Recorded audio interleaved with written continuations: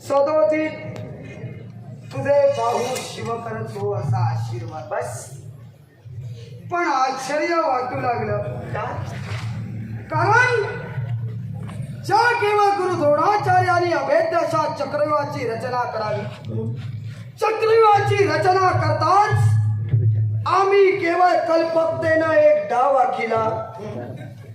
आणि तो डाव काय असेल तर संशप्तक, सुशर्म्या, सुरथ, सत्यरथ, सुधर्मा, सुबाहू आणि सत्यधर्मा या 6 वीरांनी धनुर्धारी पार्थाला रणभूमीपासून दक्षिण दिशेच्या केवळ वाटेनं परतून न्यावं. आणि ही संधी मिळताच आम्हाला एक तरी उर्वरित पांडवीर नष्ट करण्याचं केवळ या विश्वात केवळ युक्ती प्रयुक्तीनं डाव मिळेल. म्हणून या चक्रव्यूहाची रचना झाली.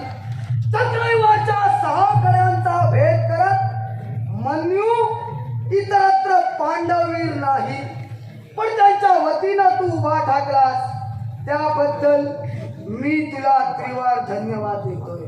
सिंधुराज जयेंद्र, मंडलाकार फिरणारा हा चक्रव्यूह याला मंडल गृह असंही म्हटलं जातं. निश्चितच चक्रव्यूहाच्या कड्या भेदत अभिमन्यू इथपर्यंत आला म्हणून माझं तुम्ही कौतुक केला. याला कारण आहे उर्वरित पांडवीर हे बलाढ्य नाहीत अशातला भाग नव्हे.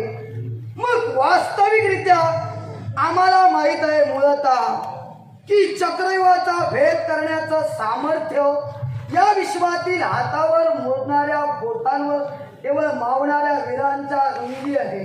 मग असं असताना केवळ पांडव कटकात जो वीर होता तो वीर बाजूला गेला.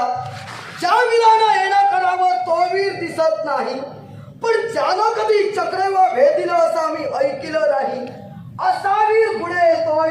म्हणूनच उर्वरित पांडवीर का बाजूला राहिले हा जरा संशय वाढू लागला. संशय तुमचा रास्त आहे, पण अभिमन्यूनं चक्रव्यूहात उडी ठोकली याच्या मुळाशी कारण आहे. ऐकूया. मागच्या 12 दिवसात अभिमन्यूनं केलेले पराक्रम जग निदर्शनास आहे. निश्चित. आणि म्हणूनच अभिमन्यूनं आपल्या काकांकडे हट्ट धरला. चक्रव्यूहाचा भेद करण्याची कला ती विद्या मला परिपूर्णरित्या ज्ञात आहे. आणि म्हणूनच काकांची अनुमती घेऊन, माझी माता सुभद्रा हिचा आशीर्वाद घेऊन, माझी भार्या उत्तरा हिची पुण्याई बरोबर घेऊन या मंडलाकार फिरणाऱ्या मंडल गृहात या चक्रव्यूहात अभिमन्यू प्रवेश करता झाला. हे अभिमन्यू चक्रव्यूहाच्या कड्या भेदत मी आता तुमच्यापर्यंत आलो. चक्रव्यूहाच्या प्रत्येक कड्यावर एक महारथी आणि त्याच्या सोबत 10,000 सैन्य आहे. या विश्वाच्या पाठीवर 10,000 वीरांची जो एकटा लढतो त्याला रथी म्हणून संबोधिलं जातं. 10 रथींची जो एकटा लढतो त्याला अतिरथी म्हणून संबोधिलं जातं. 10 अतिरथींची जो एकटा लढतो त्याला महारथी म्हणून संबोधिलं जातं. चक्रव्यूह ज्या द्रोणांनी निर्माण केला त्यांनी प्रत्येक कड्यावर एक महारथी आणि त्याच्याबरोबर 10,000 सैन्य ठेवलं. एकट्या अभिमन्यूनं आपल्या पराक्रमायोगे या साऱ्या कड्या भेदल्या. म्हणजे माझ्या काकांनी आणि माझ्या आईनं माझ्यावर जो विश्वास दाखविला, चक्रव्यूहाचा भेद करण्यासाठी धनुर्धरी पार्थ माझी पितृदेवता जरी नसली तरी त्या नरकेसरी सिंहाचा छावा योग्य आहे हे मी पटवून दिलेला. अभिमन्यू द्रोणाचार्यांनी चक्रव्यूहाची रचना केली. चक्रव्यूहाच्या केवळ प्रत्येक कड्यावर असणारे वीर लाल वस्त्र परिधान करून सुवर्ण कवच धारण करून केवळ एक अक्षौहिणी सैन्य पूर्णतः या चक्रव्यूहाभोवती आहे. सत्य. मग असं असताना तू म्हणे उडी टाकलीस आणि याला भेदत इथपर्यंत प्रवेश केलास म्हणून तुला मी प्रथमतः धन्यता दिली होती. समाधानही वाटतं. आता राहिला प्रश्न, चक्रव्यूहाचा भेद केला याचा अर्थ कौरवांवर विजय मिळवला अशातला भाग नव्हे. मी समजलो. हे मन्यू तुला आत येण्यासाठी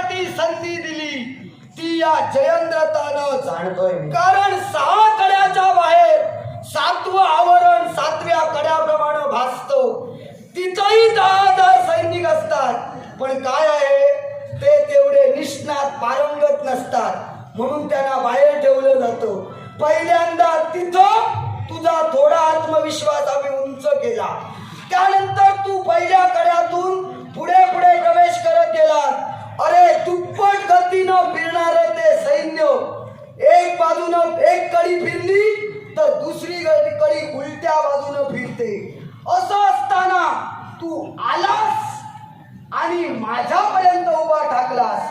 आता तुला मागे जाता येणार नाही आणि मागे जाण्याची संधी सिंधुराज जयेंद्र तुला देणार नाही. लक्षात ठेव. सिंधुराज जयेंद्र बोल आता. फार छान बोलला. मी प्रथमतच म्हणालो चक्रव्यूहाचा भेद करण्यासाठी या चक्रव्यूहात मी उडी ठोकली. ती या चक्रव्यूहाची मला कल्पना आहे म्हणूनच उडी ठोकली. आपण जे बोलला शब्दान शब्द सत्यतेची खुणच दर्शवतोय आणि म्हणूनच मी आपल्याला सूचित करू इच्छितोय चक्रव्यूह हा 6 कड्यांचा पण जे 7वं कडा आहे तो फक्त एक आभास आहे. तो तू सोय आभास दर्शविला जातो. अनुभवलास. कोणत्या रीतीने दर्शविला जातो हे मी सांगतो. 7वं कडा आभासी दर्शविलं जातं कारण 7व्या कड्यावर असणाऱ्या महारथाच्या ध्वजाची पताका ही अति उंच ठेवली जाते. कारण अति उंच ठेवल्यामुळं समोर येणाऱ्या वीराचा विश्वास हा डळमळीत व्हायला हवा. नेमकं इथं काय प्रकरण चालतंय. तिथं जिथं मी विजय मिळवला पुढच्या कड्यात प्रवेश करता झालो. पुढचं कडं उलट फिरत होतं. उलट फिरत होतं हे ज्यावेळी मी पाहिलं त्यावेळी माझ्या रथाची गती त्या कड्या एवढीच मी वाढवलेली आहे आणि म्हणूनच शरवृष्टी करीत माझे पराक्रम या विश्वाला दाखवत तुमच्या बरोबर मी आलेलो आहे. अर्थात त्याच माझ्या पराक्रमाची बाजी लावत मी सुखरूप या चक्रव्यूहातून माघारी जाईल. तुझा आत्मविश्वास असेल तर लक्षात ठेव शब्दाचे इमले बांधून शिखर गाठता येत नाही. आत्मविश्वास असावाच लागतो पण पराक्रम हे त्यापेक्षा महत्वाचे आहे. आणि हे मी तुला का सूचित करतोय. युद्धाचे 12 दिवस तूही अनुभवलेस आम्ही अनुभवले. जगतचेते रथी महारथी या युद्धात मारले जात आहेत. म्हणून हे मन्यू तू विचार करून पावलं टाकणं गरजेची होती. तू कर्तव्य प्रधान बनलास पण त्यापेक्षा मला तर असं वाटतंय तू भावनेला महत्व दिलंस. कारण पिता नाही म्हणून पित्याच्या वतीनं म्हणे चक्रव्यूहाचा भेद करण्यासाठी आलास. पण लक्षात ठेव कर्तव्य पूर्ण करण्यासाठी टाकलेली पावलं तुला भावनेनं यशस्वी करता येणार नाही.